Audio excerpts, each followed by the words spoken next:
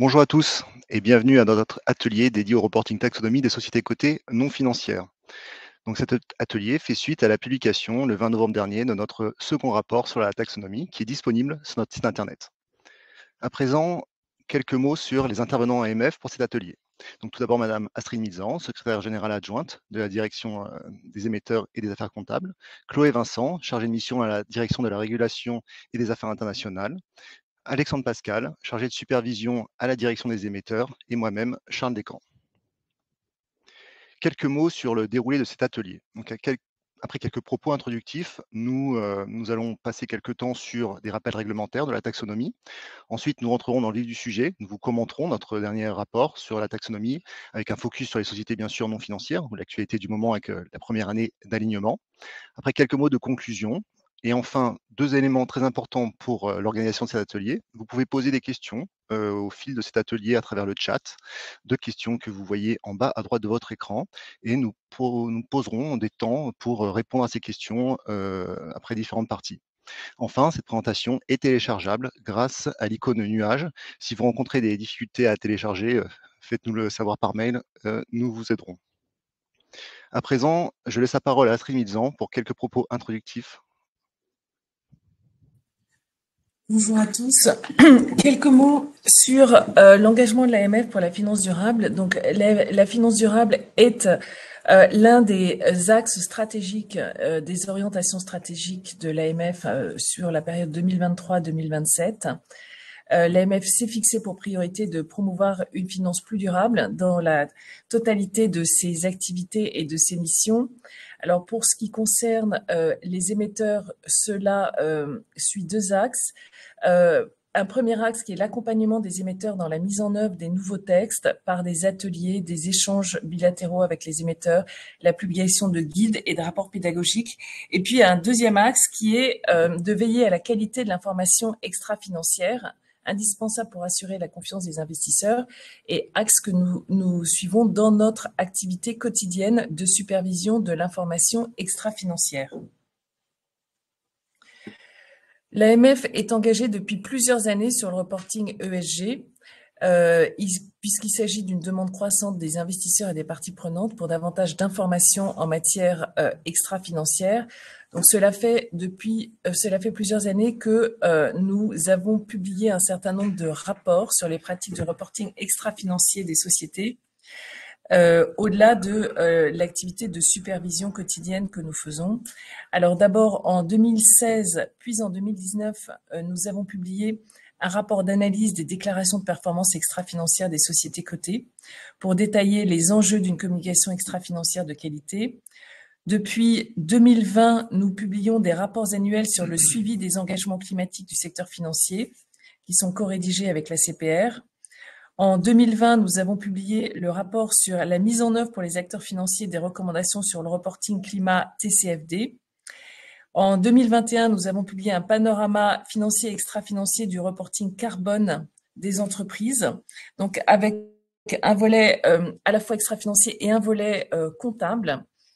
Et en 2022, nous avons publié notre premier rapport taxonomie sur les premiers rapports d'éligibilité des sociétés cotées.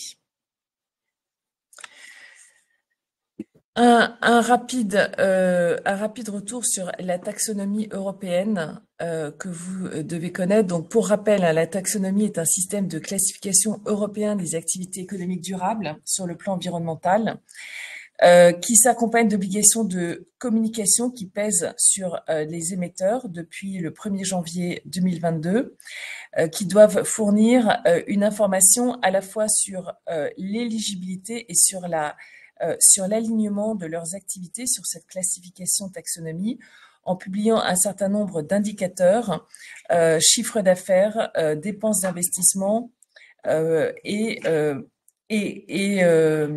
CAPEX et OPEX, pardon. Cela permet de fournir des informations aux investisseurs et aux parties prenantes qui sont nécessaires pour orienter les investisseurs vers les activités durables et répondre aux attentes croissantes des épargnants. Alors, s'agissant de notre rapport taxonomie, Donc, je rappelle que l'année dernière, nous avons publié un rapport qui était focalisé sur l'alignement des émetteurs. Donc, cette année, c'est le premier rapport qui concerne non seulement le reporting d'éligibilité, pardon, l'année dernière, c'est éligibilité, non seulement le reporting d'éligibilité, mais également le reporting d'alignement pour les sociétés non financières, puisque les sociétés financières n'ont l'obligation de faire ce reporting d'alignement qu'à compter de l'année prochaine. Nous avons pris le parti cette année, comme l'année dernière, de faire un rapport d'accompagnement de la place, contrairement à ce que nous pouvons faire dans d'autres domaines. Donc, c'est une étude qui vise à faire un état des lieux des pratiques de communication sur un échantillon limité d'émetteurs. Nous avons choisi 31 sociétés cotées non financières qui ont été choisis en fonction de essentiellement de leur secteur. Et c'est un guide avant tout pédagogique pour les sociétés avec un rappel des principaux sujets réglementaires, la mise en avant d'un certain nombre de bonnes pratiques dans l'objectif d'aider les émetteurs dans leur futur reporting et un focus sur certains points d'attention clés qui ont pu poser un certain nombre de difficultés. J'insiste sur le fait que ce rapport n'est pas une étude spécifique sur le niveau de durabilité des sociétés cotées françaises. Un certain nombre d'études sont sorties sur ce point, beaucoup plus exhaustives, puisque notre échantillon n'est pas représentatif, n'est pas exhaustif. C'est par ailleurs, ça n'est pas un rapport qui contient du name and shame, comme ça peut être le cas dans d'autres rapports que nous faisons, et notamment le rapport gouvernance. C'est un rapport qui se focalise sur les obligations de transparence, de reporting des émetteurs, et qui ne fait pas d'évaluation technique des analyses de durabilité au regard des critères techniques, scientifiques, qui sont posés par les règlements délégués. Et par ailleurs, c'est un rapport qui ne publie pas de nouvelles doctrines sur le reporting taxonomie, puisque nous considérons que nous n'avons pas forcément vocation à publier de la doctrine nationale dans un domaine qui est régi par le niveau européen et qui est déjà extrêmement complexe et qui doit bénéficier d'un certain nombre d'années de recul pour qu'on puisse affiner, le cas échéant, la réglementation. Donc bonjour à tous, nous voulions vous commencer par présenter le cadre de la taxonomie et quelques brefs rappels sur son fonctionnement et aussi sur les obligations de reporting des sociétés. Alors comme l'a rappelé Astrid en introduction, l'objectif de la taxonomie, c'est de faciliter le fléchage de l'épargne vers des activités durables, mais aussi de limiter le greenwashing. Et la façon dont on peut faire ça, c'est en créant un référentiel commun au niveau européen qui permet de définir ce que sont des activités économiques durables. Donc la taxonomie, elle repose sur 6 grands objectifs environnementaux. Ces objectifs sont 2 objectifs liés au climat, l'atténuation du changement climatique et l'adaptation du changement climatique. Donc ça, ce sont les 2 objectifs qui sont couverts aujourd'hui par la taxonomie, et 4 autres objectifs liés aux ressources aquatiques et marines, à la transition vers une économie circulaire, à la prévention et à la réduction de la pollution, et enfin à la protection et à la restauration de la biodiversité et des écosystèmes. Ces 4 autres objectifs seront couverts à partir de 2024. Une fois que l'on a défini ces 6 objectifs, comment fonctionne la taxonomie? C'est-à-dire comment on fait pour définir la durabilité d'une activité économique? Alors la première étape, c'est d'être tout simplement couvert par la taxonomie, c'est d'être une activité éligible. Ça veut dire que la taxonomie, imaginons que ce soit un dictionnaire, ça veut dire que ces activités sont inscrites dans ce dictionnaire et que pour ces activités, on va trouver des critères pour évaluer leur durabilité. Alors plus concrètement, si je donne un exemple d'à quoi ça ressemble d'être une activité éligible couverte par la taxonomie, pour l'objectif d'atténuation du changement climatique, on va avoir un texte, donc l'acte délégué climat, qui va lister, et vous avez ici un exemple, toutes les activités qui rentrent dans la taxonomie qui sont éligibles. Par exemple, l'activité 3.4, fabrication de piles. Cette activité fabrication de piles n'est pas nécessairement durable. Il faut qu'elle respecte les critères de durabilité qui vont être définis pour cette activité. Donc ça, c'est la première partie des activités éligibles. Une fois qu'on a une activité qui est couverte par la taxonomie, il faut qu'elle respecte, comme je l'expliquais tout à l'heure, un certain nombre de critères pour être considérée comme alignée sur la taxonomie ou bien durable. Il y a 3 conditions principales à respecter. La première condition, c'est le fait de contribuer substantiellement à un des 6 objectifs environnementaux ou par ailleurs à plusieurs de ces objectifs. Donc la contribution substantielle à l'atténuation du changement climatique, par exemple, ça va être le fait d'avoir une activité qui a un niveau de gaz à effet de serre qui est compatible avec l'objectif de réduction du réchauffement planétaire euh, en lien avec les 1,5 degrés. Donc ça, c'est la première étape de contribution substantielle. La deuxième étape, c'est si on apporte une contribution importante pour l'objectif, par exemple l'objectif climat, il ne faut pas pour autant avoir d'impact négatif important sur les autres objectifs. Donc, par exemple, je contribue au climat, mais par ailleurs, il ne faut pas que j'ai un impact important sur la biodiversité. Donc ça, c'est la deuxième étape, toujours en lien avec les objectifs environnementaux. Et la troisième étape, c'est le fait de respecter des garanties minimales en matière sociale et sociétale, donc par exemple en matière de droits humains ou de lutte contre la corruption. Donc ça, ce n'est pas en lien avec les objectifs environnementaux. Le fait de contribuer substantiellement et de ne pas causer d'impact important, c'est des critères qui sont définis et qui sont précis dans la taxonomie.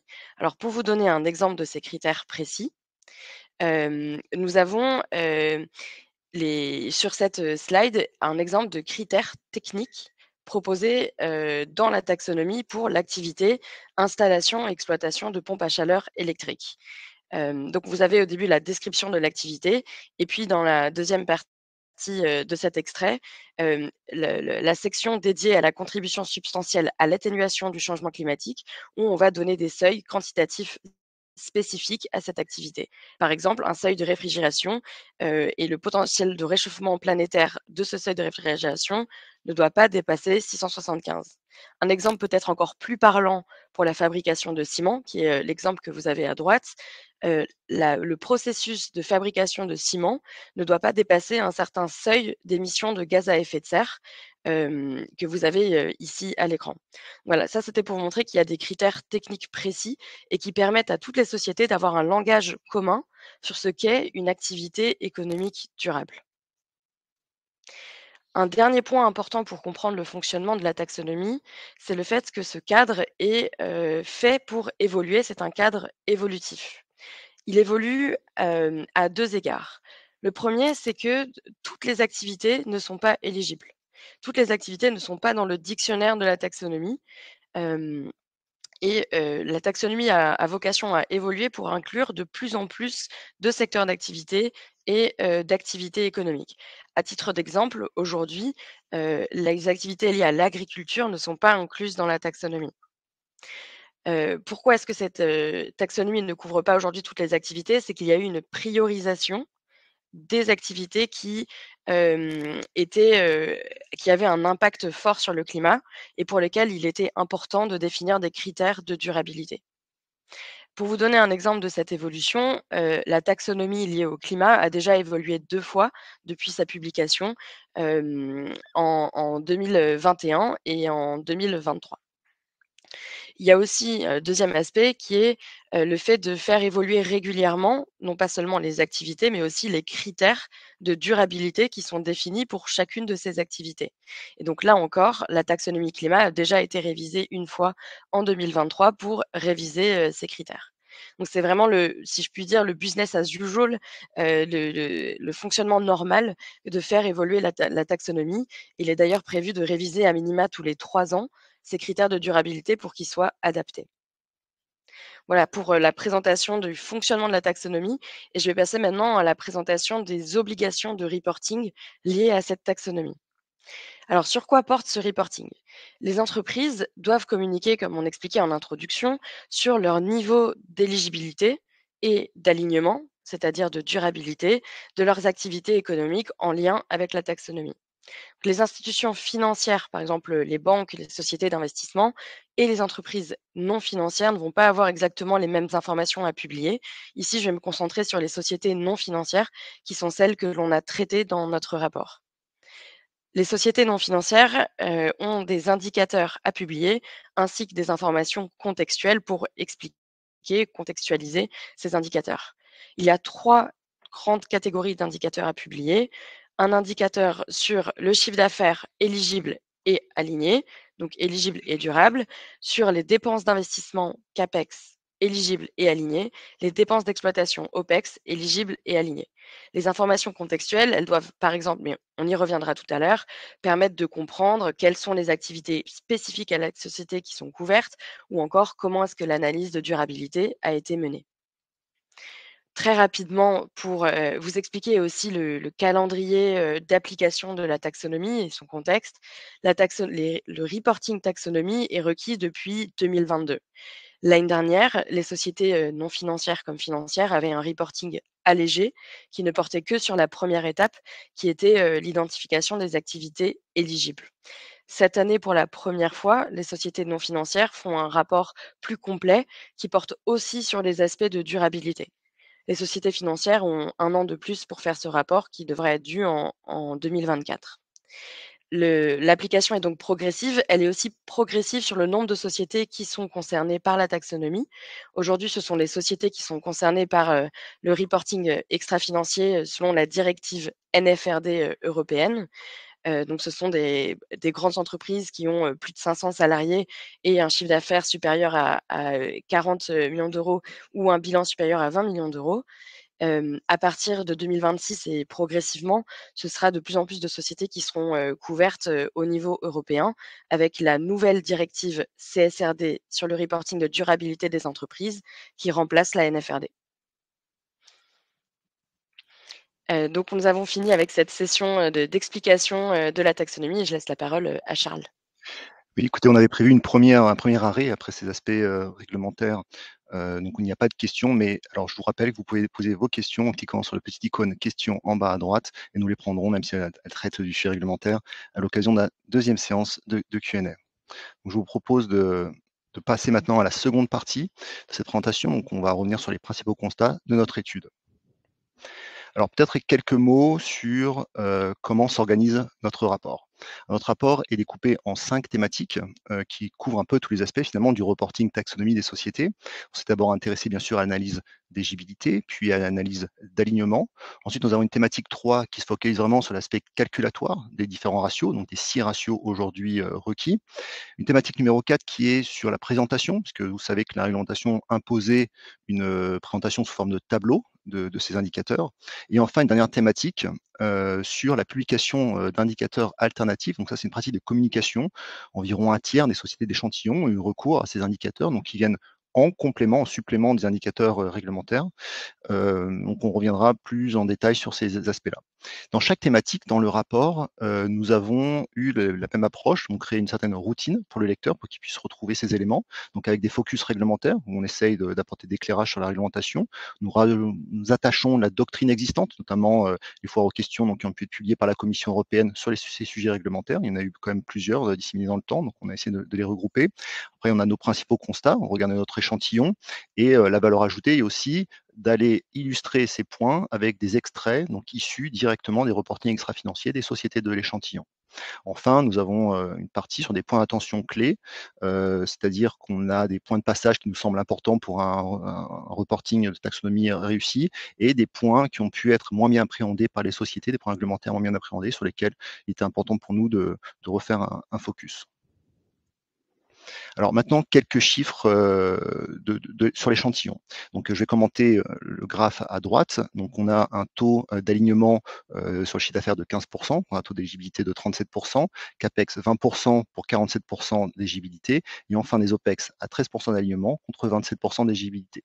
Alors, on l'avait mis en préambule, hein, cette étude ne se veut pas statistique pour plusieurs raisons. D'abord, la profondeur de l'échantillon, donc 31 sociétés, ce qui représente à peu près un peu plus de 10% finalement de la base des sociétés assujetties à cette obligation cette année, et aussi par un biais du fait qu'on a été chercher des sociétés qui ont des activités qui sont susceptibles de générer un taux d'alignement pour avoir un peu de matière. Et donc, c'est vrai que si on prend par exemple l'indice du CAC 40 des sociétés non financières, avec des sociétés donc, qui n'ont pas capté par la taxonomie, le taux se dilue puisque le chiffre d'affaires aligné n'est que de 6%. Donc, autre élément, c'est une photo à un instant T.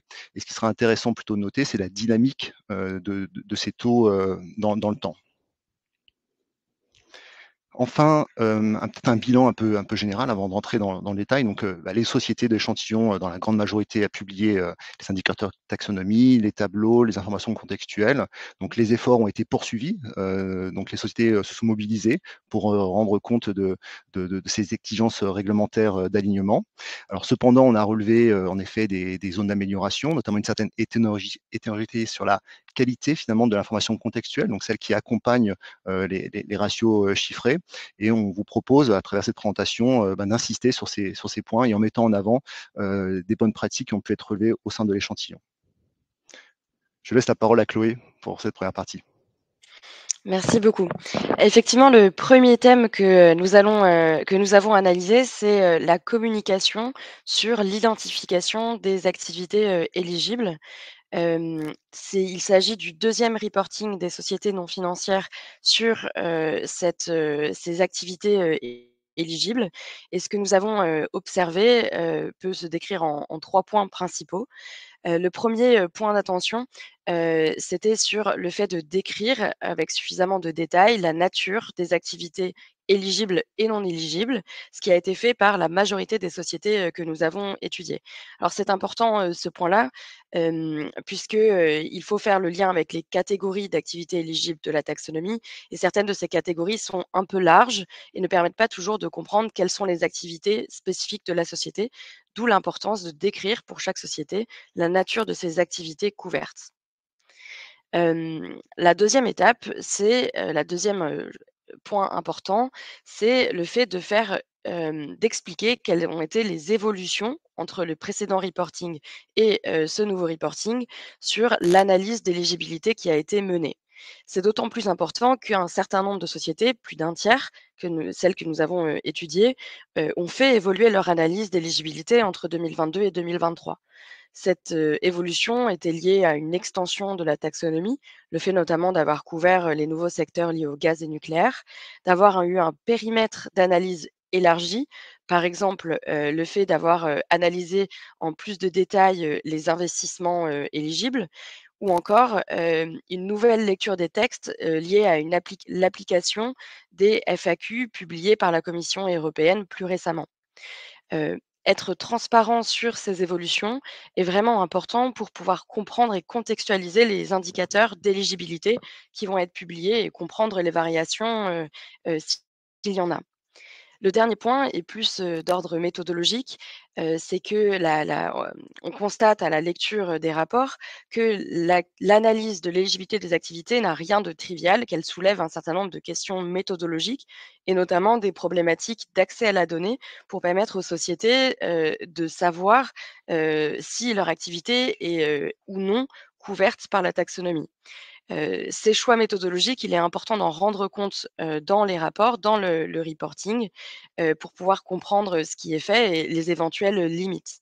Il est aussi important, face à ces questions méthodologiques, de se référer aux FAQ qui ont été publiés par la Commission européenne. Il y a déjà un certain nombre de foires aux questions et qui ont été référencées dans le rapport que nous avons publié.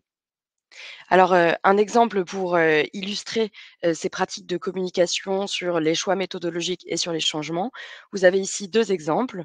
Le premier exemple concerne une explication d'une société, donc Schneider Electric, sur les variations entre 2022 et 2023 sur l'analyse d'éligibilité.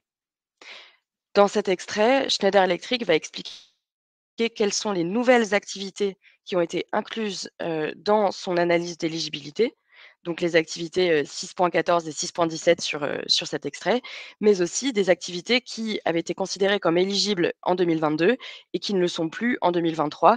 Ici, l'activité de distribution de chauffage et de refroidissement à distance. Donc cela permet vraiment de comprendre l'évolution de l'indicateur entre 2022 et 2023. Le deuxième exemple est un extrait du rapport de Bouygues. Cela concerne la communication sur les choix et les difficultés méthodologiques, qui arrivent lorsqu'on fait l'analyse d'éligibilité. Ce qui est intéressant ici, c'est que Bouygues va rendre compte d'une problématique de lecture, d'interprétation du texte, sur le fait pour savoir si son activité, 6.15 liée aux opérations routes est effectivement éligible ou n'est pas éligible. Donc la société va parler de nombreux débats et va expliquer quel est son choix méthodologique, et le fait notamment de l'avoir considéré comme non éligible. Cela permet vraiment d'améliorer la comparabilité des reportings lorsqu'on compare des sociétés d'un même secteur. Donc voilà pour l'analyse d'éligibilité. On passe tout de suite au cœur du rapport et la nouveauté par rapport à 2023 qui est l'analyse d'alignement des activités. Ici, nous avons mis en avant un certain nombre de points d'attention clés que vous verrez sur les prochaines slides, qui sont des points d'attention particulièrement importants pour nous et que nous avons développés dans le rapport. Le premier point concerne le fait d'analyser l'alignement, donc c'est-à-dire la durabilité de ces différentes activités économiques vis-à-vis des différents objectifs environnementaux de la taxonomie. C'est-à-dire pas uniquement l'objectif d'atténuation au changement climatique. Ce point d'attention est important puisque nous avons constaté dans notre étude pour cette année que les sociétés s'étaient souvent limitées à l'analyse d'alignement vis-à-vis de l'objectif d'atténuation au changement climatique, laissant de côté l'objectif d'adaptation au changement climatique. Donc ici, nous rappelons que le règlement de taxonomie oblige les sociétés à passer au crible leurs activités par rapport à ces différents objectifs, et pas seulement, un seul objectif. C'est important puisque ça permet, ensuite aux acteurs financiers et aux épargnants d'avoir une information complète sur la durabilité, des activités et pas uniquement avec le prisme climat. Et ce sera d'autant plus important en 2024 puisque la taxonomie va s'étendre au-delà du climat et couvrir, de nouveaux objectifs liés à la biodiversité, à l'économie circulaire et cetera. Peut-être un point, d'actualité pour, apporter de la nuance aussi sur ce point d'attention. La Commission européenne a récemment clarifié qu'il y avait une possibilité d'avoir, un critère de significativité pour mener l'analyse, d'alignement. Alors je m'explique, hem, c'est la possibilité pour les sociétés de ne pas mener cette analyse sur toutes leurs activités s'il y a certaines de ces activités qui ne sont pas significatives par rapport à leur modèle d'affaires et que pour ces activités, elles ont des difficultés à mener l'analyse d'alignement. Donc par exemple, elles n'ont pas les données nécessaires ou pas les preuves nécessaires pour réaliser cet alignement. Seulement si ces conditions sont remplies, alors la société peut ne laisser de côté cette activité économique. Un exemple pour vous montrer, le fait qu'il faille, mener l'analyse sur les différents objectifs de la taxonomie et pas seulement sur l'objectif, climatique. Les, le règlement délégué qui explique quelles sont les obligations de reporting des sociétés, donc le règlement délégué article 8, a récemment évolué.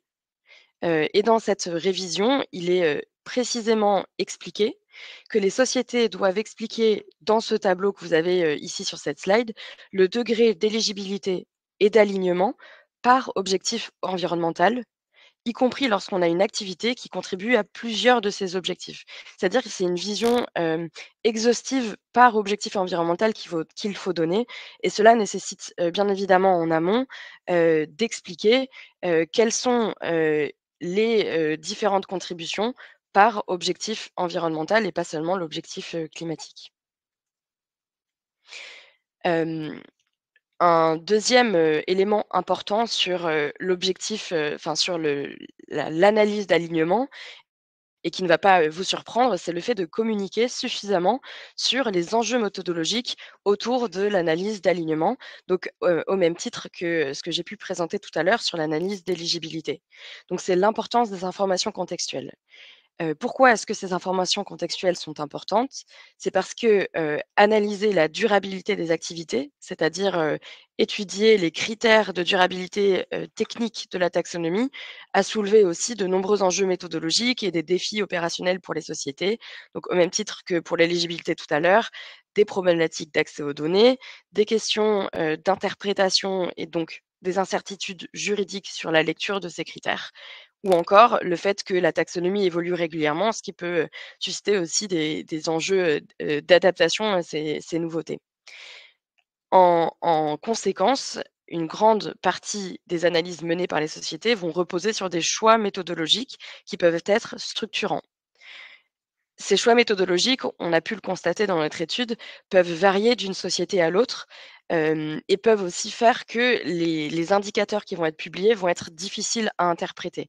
On vous donnera un exemple très concret, sur la slide juste après, pour vous montrer l'importance de ces choix méthodologiques. Et comme il y a beaucoup de choix de méthodologiques, c'est important, bien évidemment, de communiquer sur ces arbitrages, sur les hypothèses qui sous-tendent l'analyse d'alignement.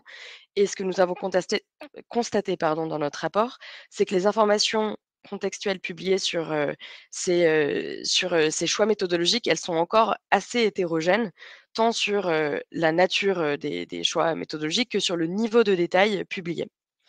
Il est vraiment essentiel, de pouvoir comprendre pour le lecteur sur quelle base et avec quelles limites ces analyses ont été menées.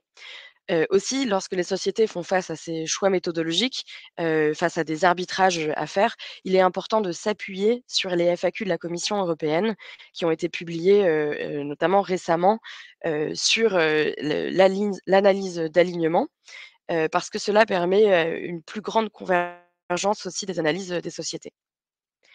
Alors pour vous donner un exemple plus concret sur, l'importance des informations contextuelles sur, l'analyse, notamment des critères techniques liés à la contribution substantielle. Ici, vous avez un exemple de l'hétérogénéité des informations que nous avons pu trouver dans le rapport. Vous avez sur le graphique à droite, des statistiques, qui sont évidemment pas représentatives, hein, de toutes les sociétés, mais, à l'échelle de notre échantillon, qui montrent que, si une petite, majorité des sociétés, donc 42 ont publié des informations très détaillées sur comment elles avaient évalué les critères de contribution substantielle. Une part non négligeable des sociétés n'ont soit pas publié d'informations, soit publié des informations, génériques. On voulait vous donner des exemples d'informations détaillées qui avaient été publiées pour expliquer comment l'analyse avait été menée. Et donc ce sont les 3 tirets que vous voyez ici sur cette slide. Le fait d'expliquer les incertitudes qu'il y a sur l'application, des critères techniques. Le fait d'expliquer ces choix méthodologiques importants, donc lorsqu'on va analyser des critères, mais aussi, expliquer si l'analyse a été menée sur un périmètre, plus court ou, sur un périmètre, ou sur l'ensemble du périmètre, d'éligibilité. Donc ça, c'est quelque chose qu'on a observé régulièrement dans les sociétés pour les sociétés qu'on a analysées. Et enfin, troisième élément, intéressant lorsqu'on lit un rapport et qu'on veut comprendre comment l'analyse a été menée, c'est le fait d'expliquer pourquoi certaines des activités ne respectent pas les critères, d'alignement liés à l'absence d'impact important sur les autres objectifs ou liés à la contribution substantielle. En résumé, expliquer comment, est menée l'analyse, c'est important. C'est ce qui permet de contextualiser les indicateurs et lister uniquement les critères qui sont évalués, même si c'est utile, ce n'est pas suffisant. Il faut vraiment aller dans ce niveau de détail, d'expliquer comment l'analyse est menée et de s'arrêter sur les choix méthodologiques structurants. Oui, ici, nous avons sur ce slide 2 illustrations qui sont relatives à l'évaluation du respect des critères techniques. Alors, en partie gauche avec Renault, nous avons l'exemple d'une société qui précise avoir des difficultés d'application d'un critère de durabilité. Ici, il s'agit du DNSH pollution. Et elle indique ne pas avoir été en mesure d'évaluer le respect de ce critère DNSH. En partie droite du slide, dans le groupe Clépierre qui décrit plus précisément en fait, la manière dont il a appliqué un critère relatif, relatif à la performance énergétique et comment il a été adapté en fonction de la localisation géographique de ses activités. S'il s'agit en fait de comparer la consommation d'énergie primaire par rapport à une source de référence, et les sources de référence varient en fonction des zones géographiques, que les activités soient en France ou dans le reste du monde, la disponibilité n'est pas la même. Et donc cela est précisé dans les informations contextuelles.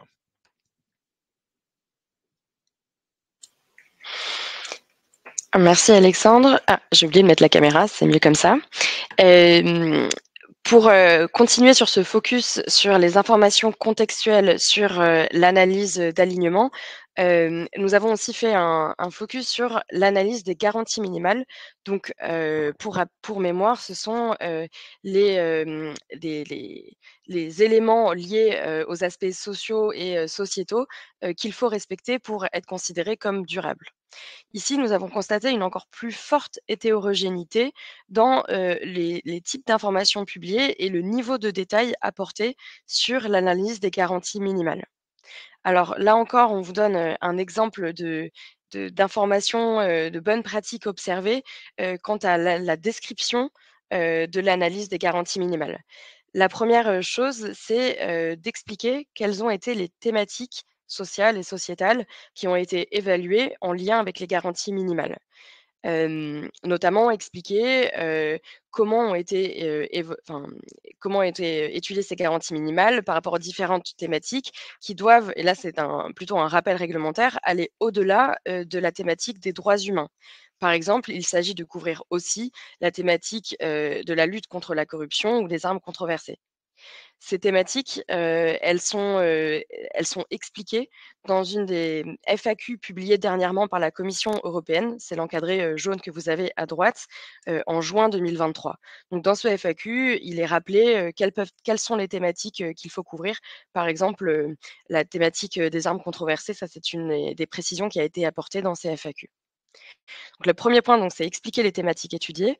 Le second point, c'est préciser le périmètre de l'analyse. Là encore, un petit rappel réglementaire. L'analyse des garanties minimales doit couvrir non seulement le périmètre opérationnel de la société, mais aussi sa chaîne de valeur. Et donc, il peut y avoir des choix méthodologiques qui sont importants, faits par la société pour expliquer comment est-ce qu'elle a couvert sa chaîne de valeur pour l'analyse des garanties minimales. Le troisième élément, c'est expliquer pour chacune des thématiques quels sont les éléments de preuve qui permettent de démontrer que les garanties minimales sont respectées. Donc ça peut être en lien avec l'existence de procédures pour gérer les droits humains par exemple, mais aussi l'application concrète de ces procédures, les résultats en somme de l'existence de ces procédures. Il est aussi important de communiquer, ça c'est quelque chose qu'on a finalement assez peu vu dans l'analyse, important de communiquer sur les incertitudes qu'il peut y avoir quant à l'application ou même à l'interprétation du texte sur les garanties minimales.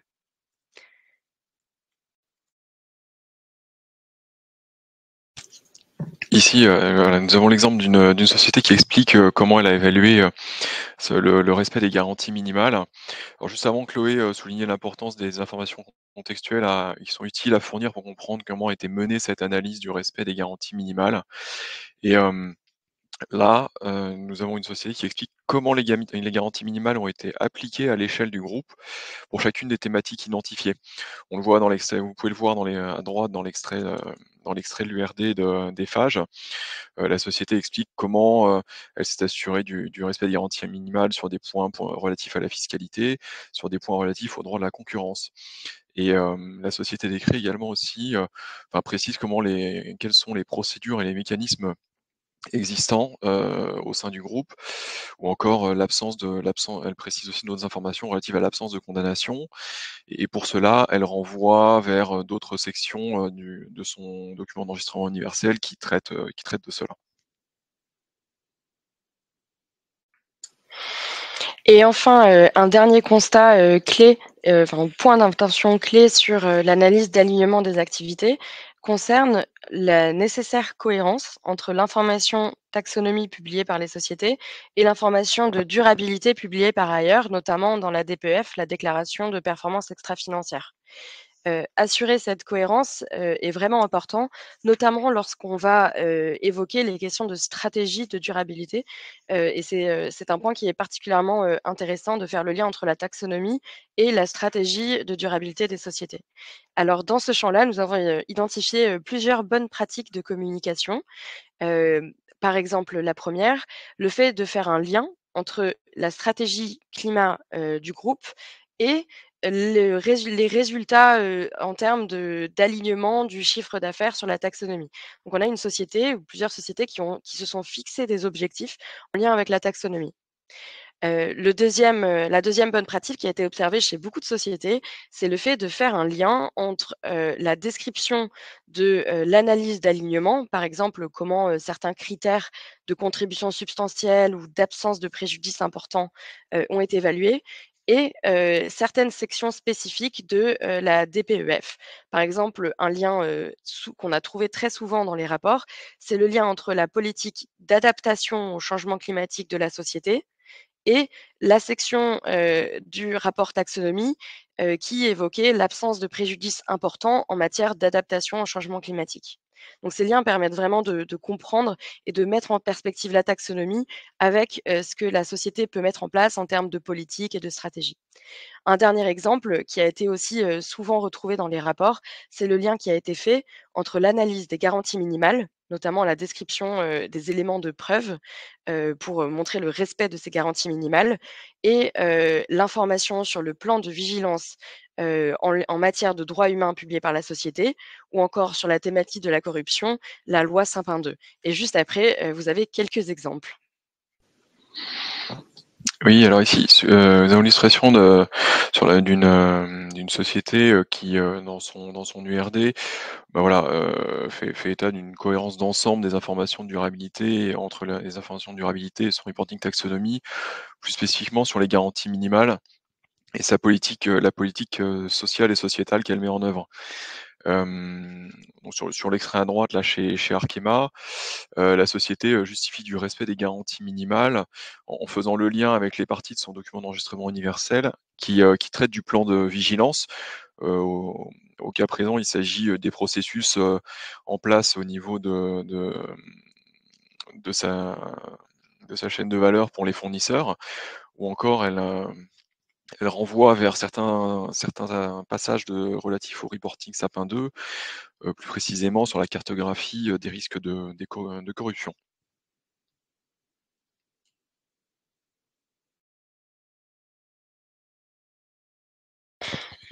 Donc nous avons eu quelques questions durant ce début de présentation. Nous allons revenir. Alors je pense une première question pour Chloé.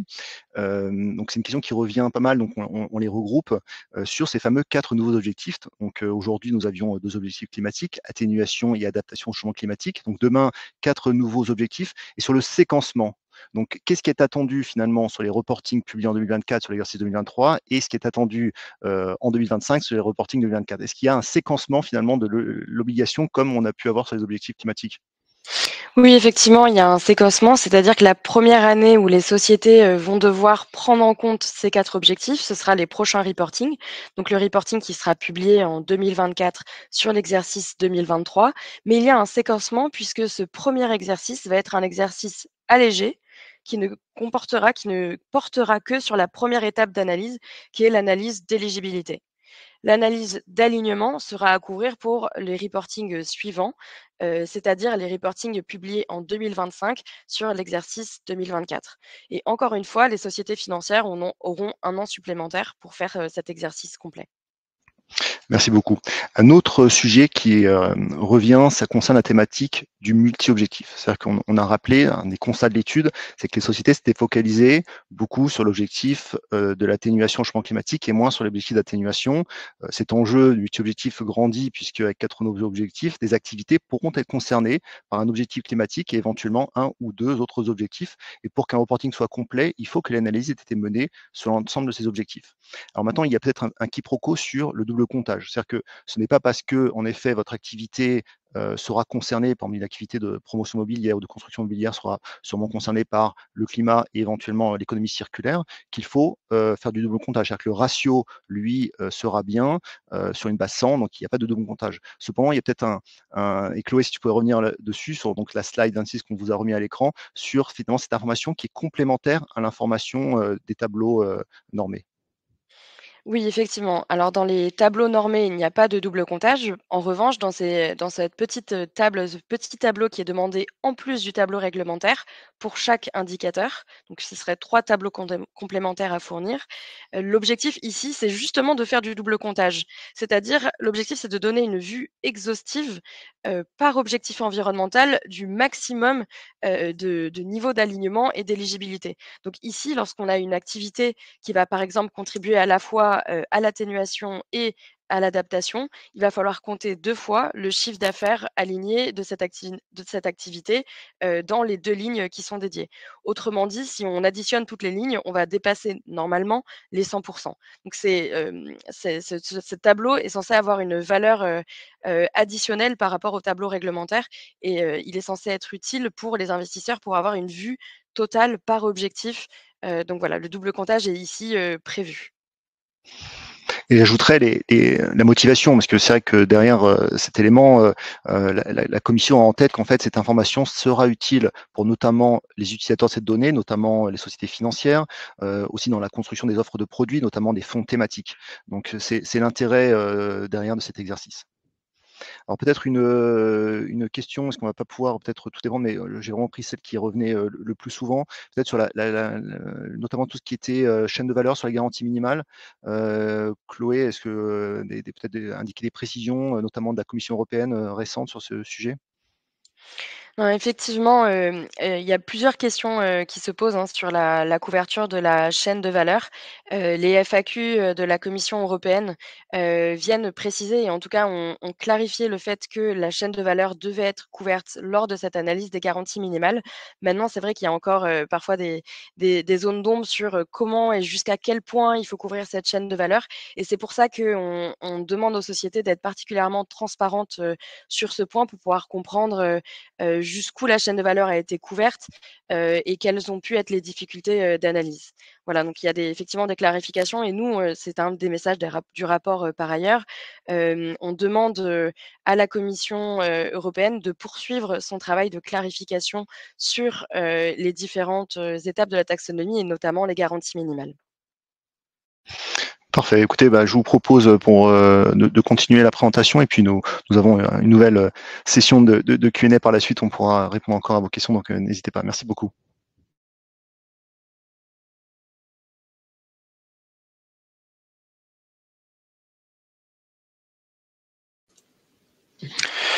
Oui, ici, nous arrivons sur le troisième thème, sur le calcul des indicateurs taxonomie. Alors, comme indiqué plus tôt dans notre présentation, dans l'ensemble, la totalité de l'échantillon a publié les 3 indicateurs éligibles et presque toutes les sociétés ont publié ceux alignés. Nous passons désormais sur 3 slides de rappel sur les règles de calcul de ces indicateurs. Alors, le principe reste le même le grand principe reste le même que pour l'indicateur d'éligibilité. Il s'agit d'avoir le montant du chiffre d'affaires des CAPEX ou des OPEX aligné au numérateur, tandis que le dénominateur reprend le montant total des CA du chiffre d'affaires des CAPEX ou des OPEX au sens de la taxonomie. Et donc, l'étude taxonomie détaille l'ensemble des points d'attention et les informations contextuelles à fournir pour chacun de ces indicateurs. Et elle fait aussi le lien entre indicateur par indicateur avec les principaux documents de questions-réponses publiés par la commission sur les règles de calcul.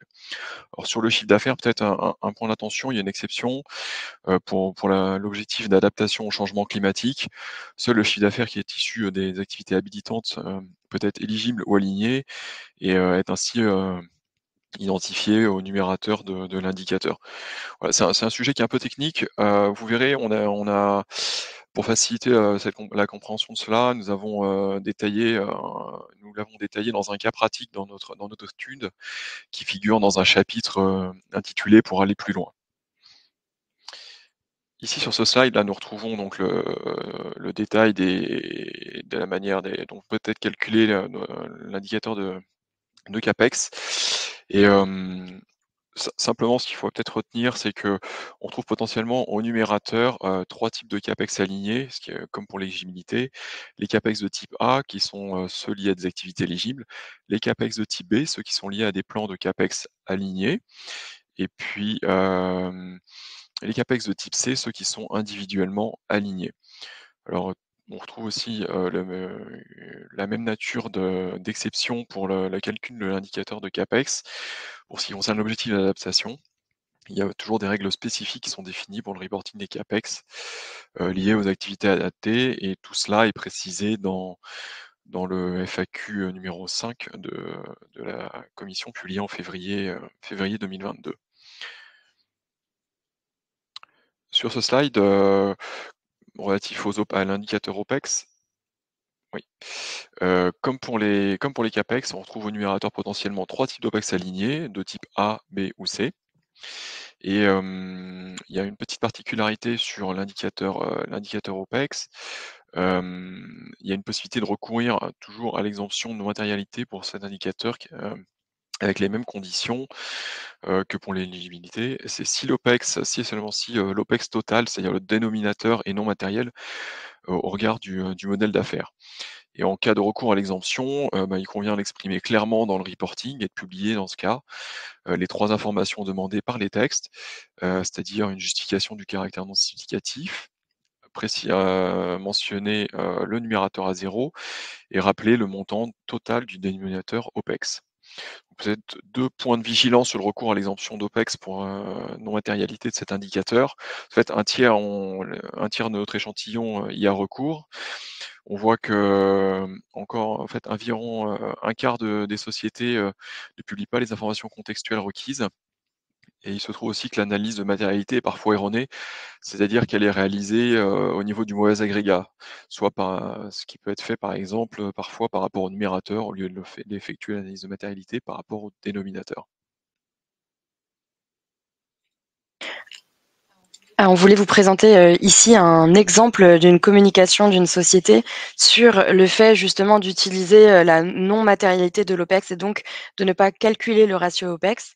Donc ici, vous avez une bonne pratique de communication puisque l'émetteur Pizzorno Environnement va expliquer que le groupe utilise la clause de non-matérialité dans le premier encadré, va donner le montant total du dénominateur OPEX, donc ici 13,9 millions d'euros.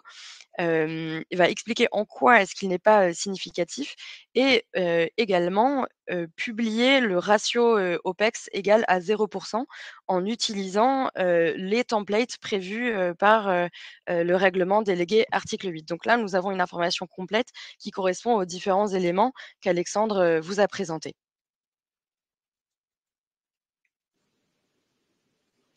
Alors, nous faisons ici un focus sur les plans CAPEX, c'est-à-dire les CAPEX de type B. Les sociétés, elles ont la possibilité de déclarer des CAPEX comme durables au sens de la taxonomie, et notamment ceux associés à un plan sur plusieurs années qui a pour objectif soit l'expansion d'une activité alignée, soit un objectif d'amélioration des performances environnementales d'une activité en vue de son alignement sur les critères de la taxonomie. Pour prendre un exemple, sur le plan CAPEX, je suis une société qui intervient dans la production du ciment. Voilà, si celle-ci elle a besoin de faire évoluer son outil de production, alors elle peut reconnaître des CAPEX alignés de type B, même si elle ne dispose pas encore de chiffre d'affaires aligné sur ses activités. Sur les constats, on voit que au travers de notre étude, que peu de sociétés ont communiqué sur des plans de CAPEX alignés. Alors ceux-ci peuvent pourtant renseigner les investisseurs sur les efforts de transition concrets qui peuvent être engagés à moyen terme. Et voilà, l'étude illustre que la taxonomie elle pourrait être davantage utilisée comme un outil de transition.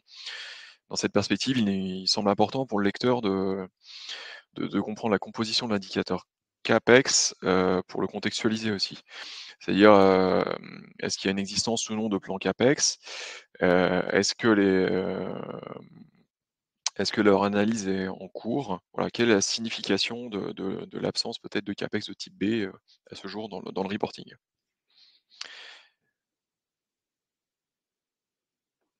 Et alors sur ce slide, nous passons sur les constats et points clés relatifs à l'usage raisonné des estimations sur les informations contextuelles et aussi sur les informations contextuelles qui sont à fournir sur le calcul des indicateurs. On voit que la plupart des sociétés expliquent comment elles ont affecté des montants au numérateur des indicateurs de chiffre d'affaires, de CAPEX ou d'OPEX. Ça peut concerner la collecte des données, les estimations ou encore la désagrégation. Plusieurs sociétés de l'échantillon le précisent pour ce qui concerne spécifiquement les indicateurs d'alignement. Et l'étude souligne aussi l'importance d'informations contextuelles lorsqu'elles sont relatives aux choix et aux difficultés méthodologiques. C'est une information qui a toute son utilité pour la bonne compréhension du reporting. On le voit aussi, plus du tiers de l'échantillon déclare avoir recours à des estimations. Ça, c'est un autre constat, et en particulier sur les OPEX. Au sein de l'échantillon, on a pu constater que les estimations sont réalisées soit à l'aide d'une clé d'allocation de nature non financière, par exemple une estimation des OPEX sur la base des ventes éligibles, soit à l'aide d'une clé d'allocation de nature non financière. Il peut s'agir, pour le chiffre d'affaires, par exemple, de l'allocation du montant du chiffre d'affaires sur la base de la part des véhicules électriques dans le parc automobile français. Donc, il y a peut-être un point d'attention là à bien garder en tête aussi concernant l'indicateur CAPEX. Seules les estimations sur la base d'une clé non financière peuvent être réalisées. Dernier point clé, il concerne l'importance de la pertinence des estimations et des méthodes d'approximation, et aussi la transparence sur la méthodologie. L'ensemble du respect de ces principes permet de ne pas nuire à la fiabilité des données chiffrées qui sont publiées. Alors peut-être un petit exemple pour illustrer notamment le point d'attention important qu'a mis en avant Alexandre sur le fait de ne pas utiliser de clé d'allocation financière lorsque l'on va estimer l'indicateur CAPEX. Pour vous donner un peu plus de matière, nous voulions vous donner un exemple de ce qu'est une clé d'allocation financière et ce qu'est une clé d'allocation non financière. Alors une clé d'allocation financière, c'est le premier exemple à gauche, Renault, qui va estimer son chiffre d'affaires avec sur une base financière. Donc ça, c'est autorisé, hein, c'est pour le CAPEX que ça n'est pas autorisé. Donc la société qui n'a pas de système d'information qui lui permet d'aller chercher exactement le chiffre d'affaires associé à son activité alignée, va déterminer ce chiffre d'affaires, estimer ce chiffre d'affaires au prorata du chiffre d'affaires de ateliers, donc chiffre d'affaires de ces ateliers qui sont réalisés pour les véhicules à faible émission, qui sont les véhicules qui peuvent rentrer dans la taxonomie comme durables. Donc ça, c'est un exemple de clé d'allocation financière sur base d'un chiffre d'affaires. Une clé d'allocation non financière, ça ne va pas être basé sur un indicateur financier comme son nom l'indique. Donc là, vous avez un exemple de Michelin qui a identifié des dépenses d'investissement qui sont utiles pour plusieurs activités, dont des activités alignées et des activités qui ne vont pas être alignées.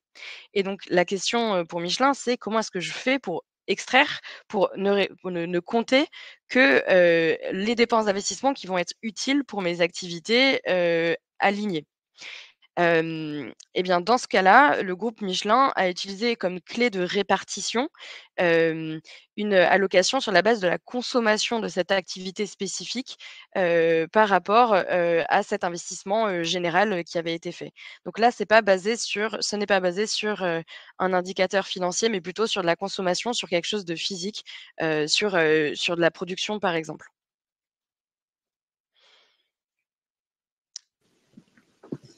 Alors ici, nous avons des constats et des points clés qui sont propres aux informations contextuelles à fournir sur les variations des indicateurs et les évolutions méthodologiques.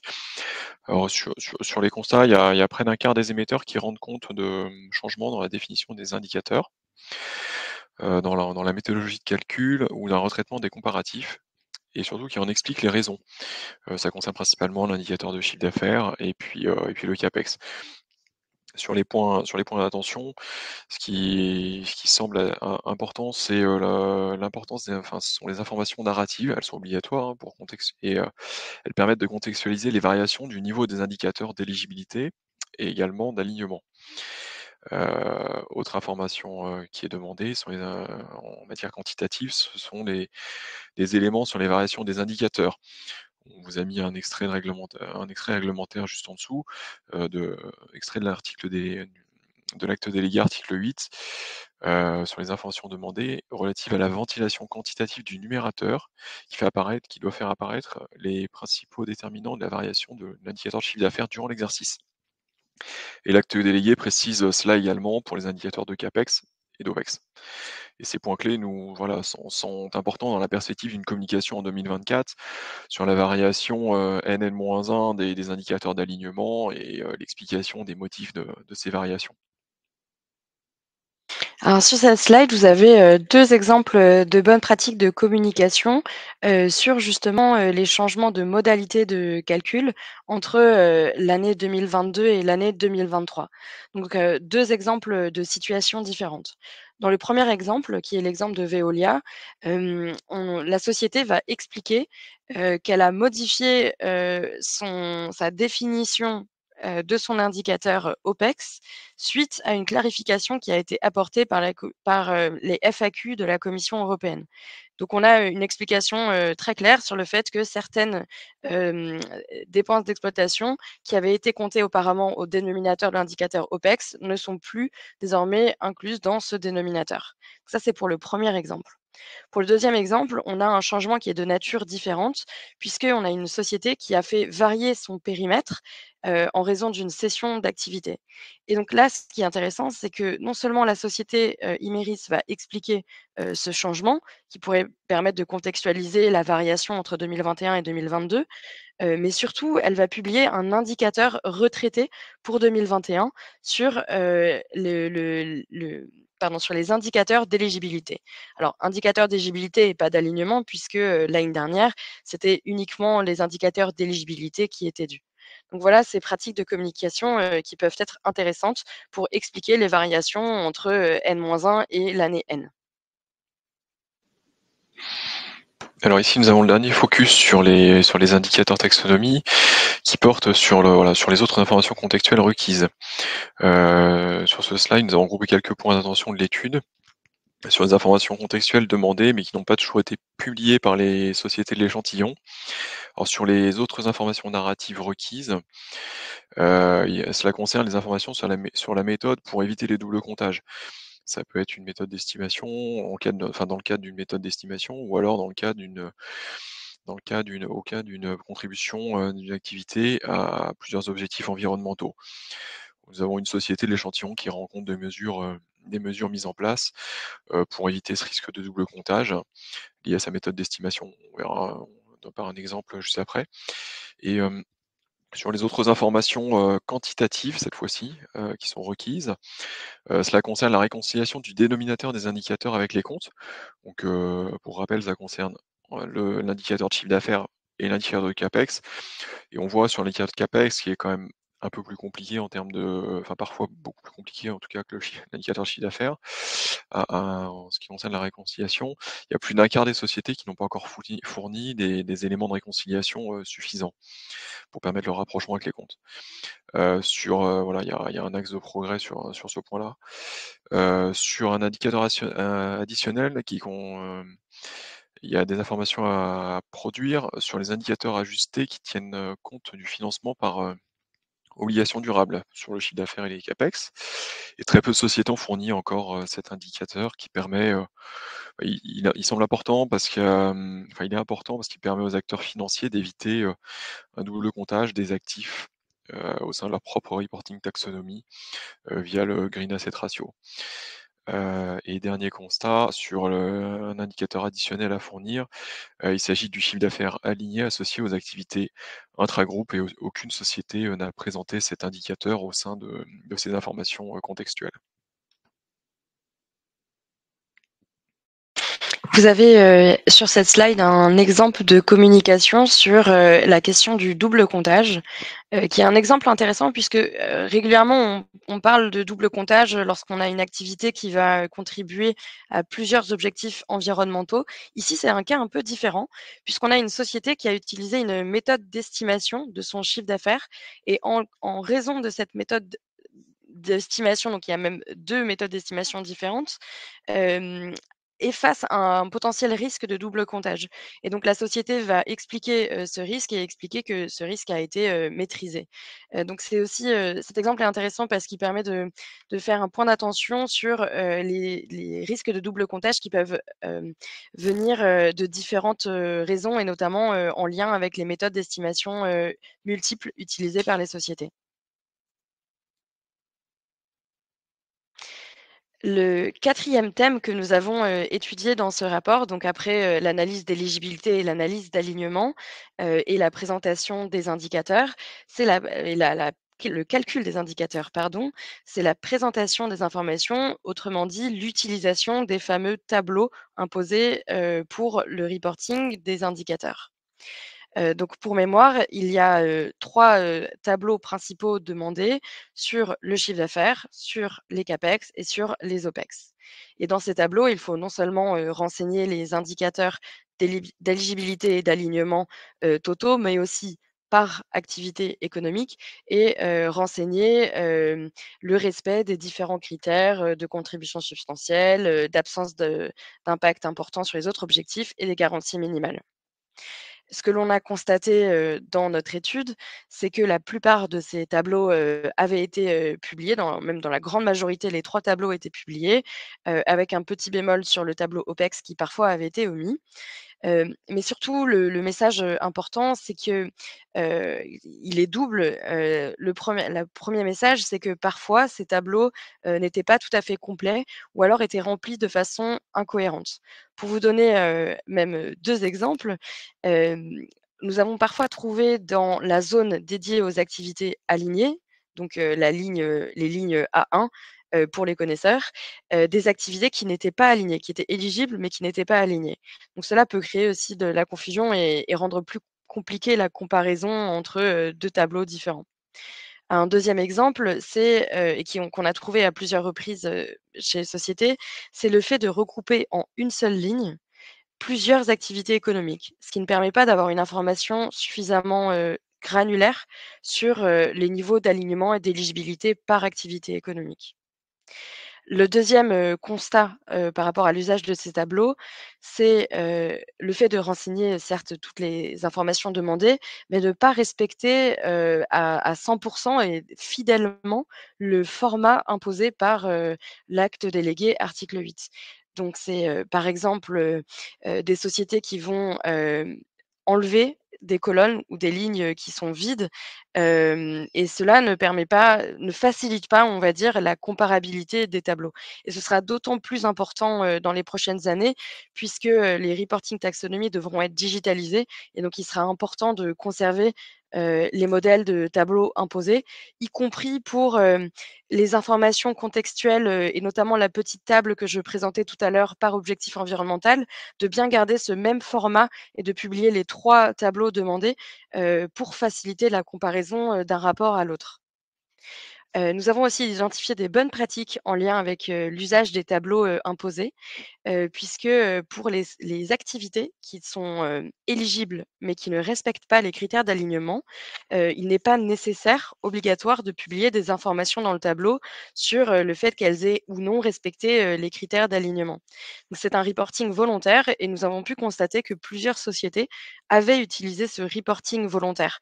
Par exemple, une activité qui, n'est pas considérée comme alignée, on va retrouver cette activité dans cette zone du tableau et on va pouvoir comprendre à la lecture du tableau que c'est, en raison, du non-respect, d'un des critères, d'absence de préjudice important, par exemple lié à la pollution, que cette activité n'est finalement pas alignée. Donc ces informations, volontaires, elles sont, intéressantes pour pouvoir comprendre, l'analyse de la société. Alors point d'attention, je l'expliquais, tout à l'heure, ces tableaux, en tout cas l'acte délégué, lié au reporting, taxonomie a évolué, en juin 2023 et cette révision de l'acte délégué, ça c'est accompagné d'une révision des, modèles de tableaux imposés, des 3 modèles et donc il y aura de nouveaux modèles à suivre et à publier pour les prochains reporting, 2024 sur l'exercice 2023. Donc voilà pour, ce quatrième thème et je laisse la parole à Alexandre pour présenter le dernier thème.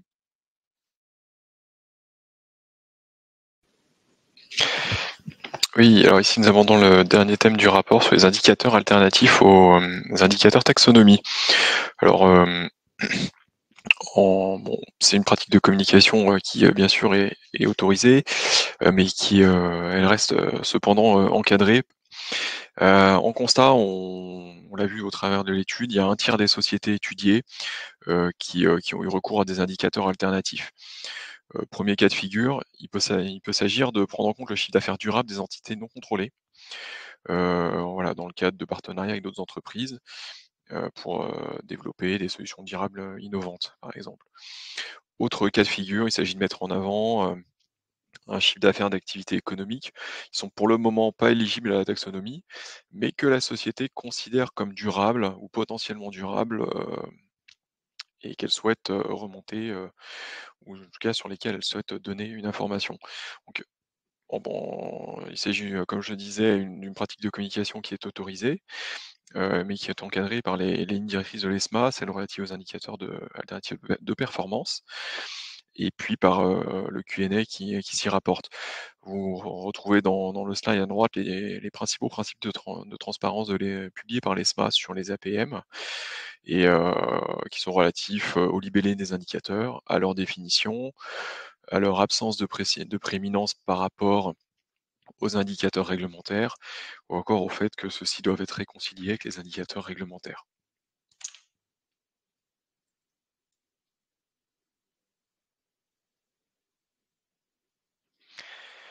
Ici, nous avons donc 2 illustrations sur le recours aux indicateurs alternatifs.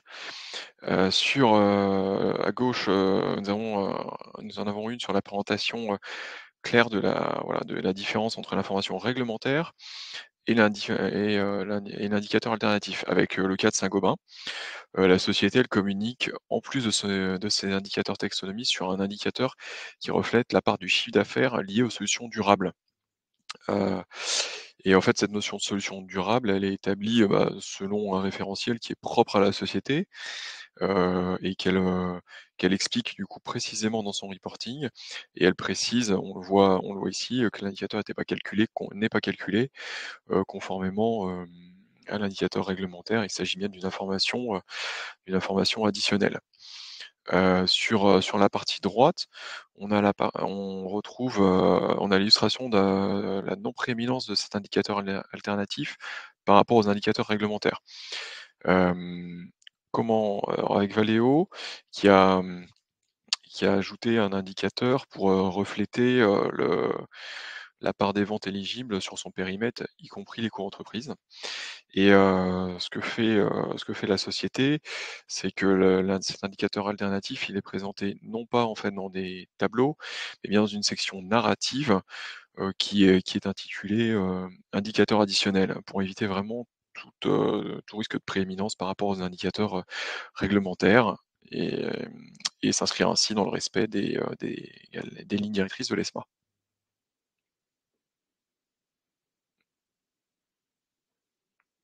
Et nous avons ici.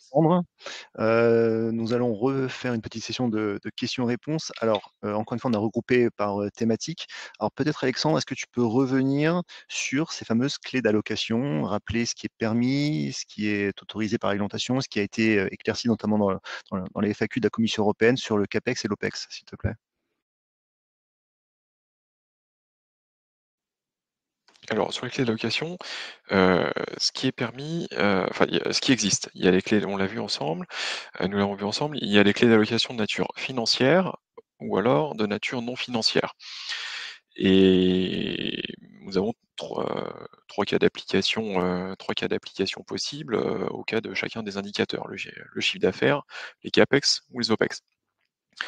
Pour l'indicateur de chiffre d'affaires, on peut utiliser indifféremment la clé d'allocation de nature financière ou non financière. En revanche, ça c'est quelque chose qui est assez libre dans les textes.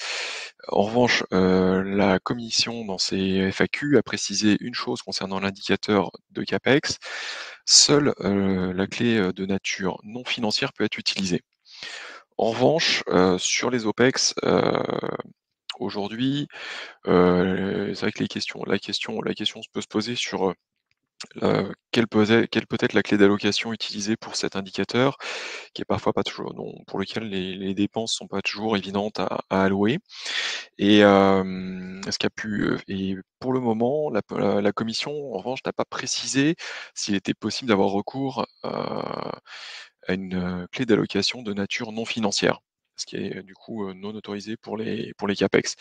Voilà, donc en fait, au cas d'espèce, une réponse serait que le choix, la nature financière ou non financière pour cette clé d'allocation des OPEX reste libre.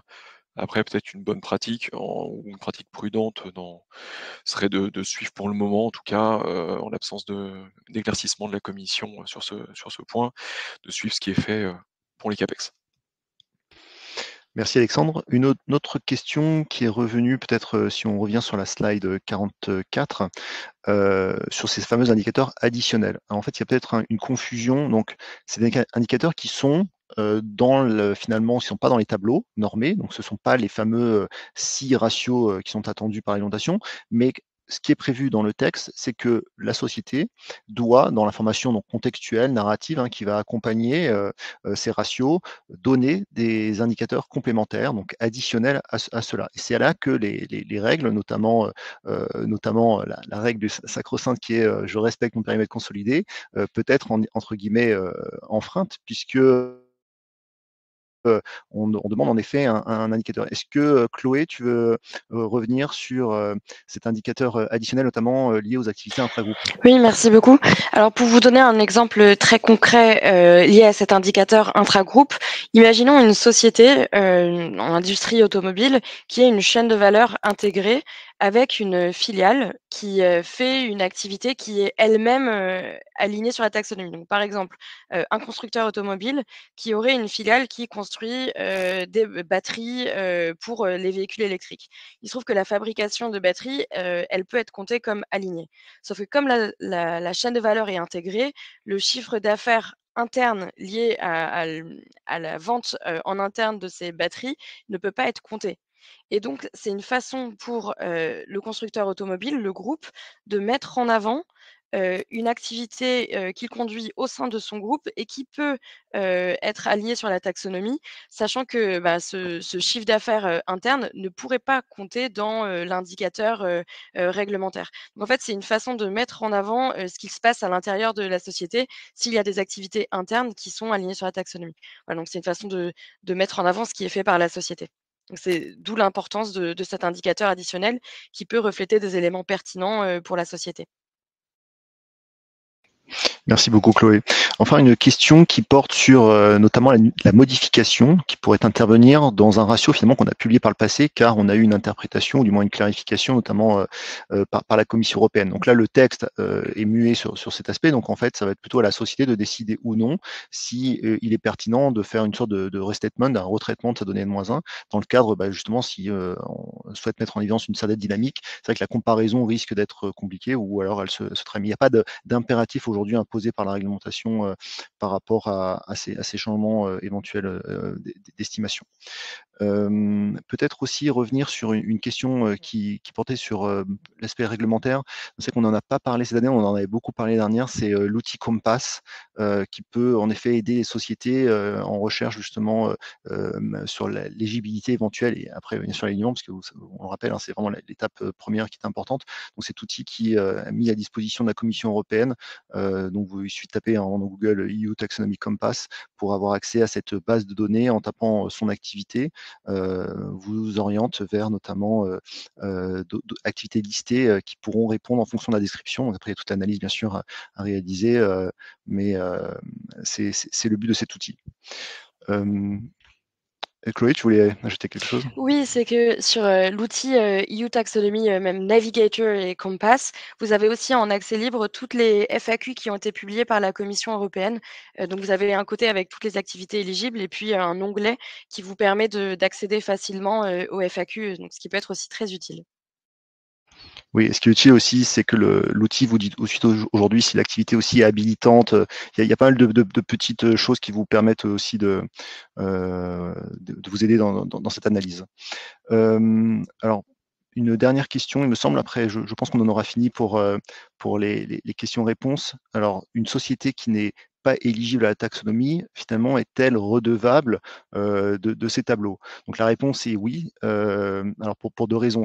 En soi, c'est une information de ne pas être éligible. Et donc en fait, il faut reporter, même si ces tableaux, ça peut paraître un peu lourd, mais il faut savoir qu'on se projette dans un environnement bientôt avec le tagging, etc. Vous savez que avec notamment CSRD, donc cette information fera l'objet d'un tagging ESEF comme aujourd'hui l'information financière peut l'être. l'être. Et donc, en fait, c'est important de reporter sur des tableaux, notamment même quand on n'est pas éligible. Alors, on l'a vu, hein, c'est un texte qui est en constante, c'est un texte dynamique, c'est-à-dire qui va intégrer de plus en plus d'activités. Et on l'a vu, des activités nouvelles sont apparues déjà sur les 2 premiers objectifs. Les 4 nouveaux vont faire entrer de nouvelles activités en termes d'éligibilité. Donc, il faut, voilà, c'est une information importante à date et qui prendra encore plus d'importance dans le futur une fois qu'un très grand nombre, voire la quasi-totalité des activités auront été captées par la réglementation. Je vais laisser la parole pour le mot de la fin à Astrid. Et nous vous remercions si vous voulez poser des questions, on pourra prendre un petit temps à la fin.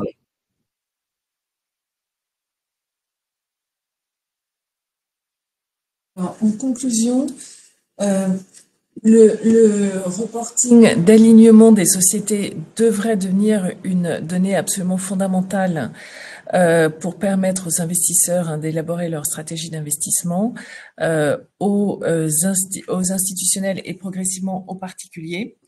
Donc, dans ce contexte, le taux d'alignement devrait devenir à terme absolument central dans la communication des émetteurs.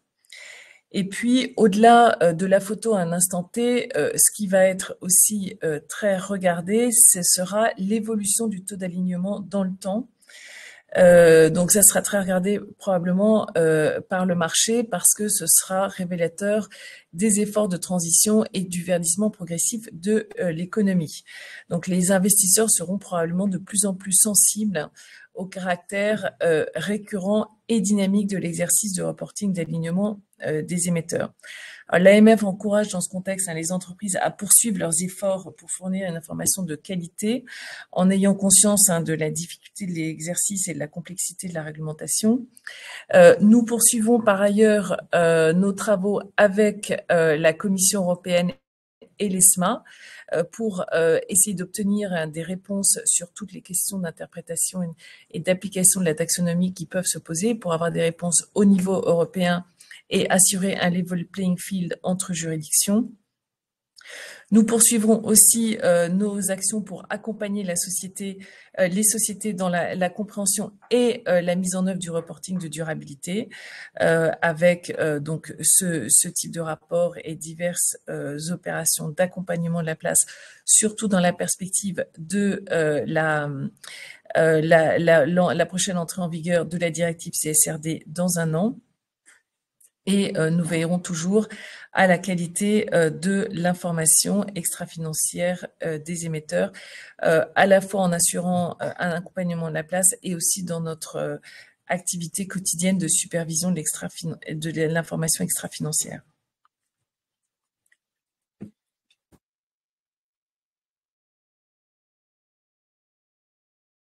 Il nous reste à vous remercier d'avoir assisté à cet atelier et puis les équipes de l'AMF restent à votre disposition pour tout complément d'information. Merci à tous.